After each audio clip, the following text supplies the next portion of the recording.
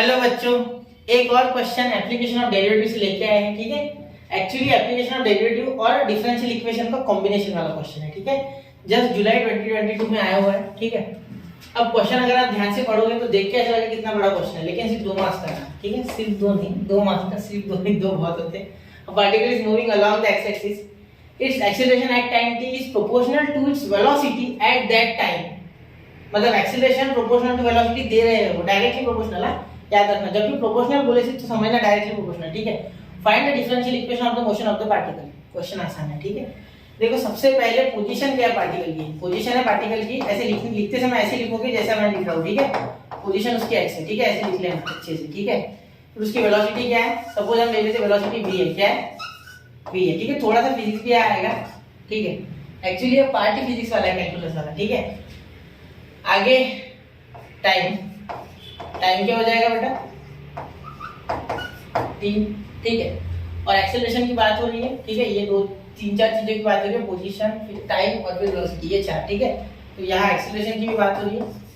Acceleration कितना है, ठीक है, एक्सेलरेशन हो जाएगा आपका यहाँ a। क्या हो जाएगा बेटा, a। ठीक है, तो अगर आप यहाँ से बनाओ तो क्या बनेगा, देखो a is direct proportional to v। बोला गया है कि acceleration at that time t is direct proportional to velocity at time t। ये बहुत इंपॉर्टेंट है। ठीक है, इसे भूलना मत। ठीक है, ये ठीक है।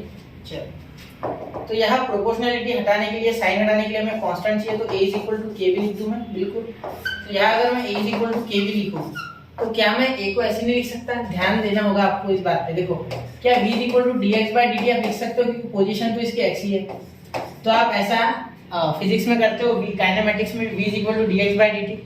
ठीक है, फिर इसको वापस से डिफरेंशिएट करोगे और एक बार, तो dv/dt मिलता है। ठीक है, और इधर मिलता है d2x/dt, बिल्कुल d2x/dt²।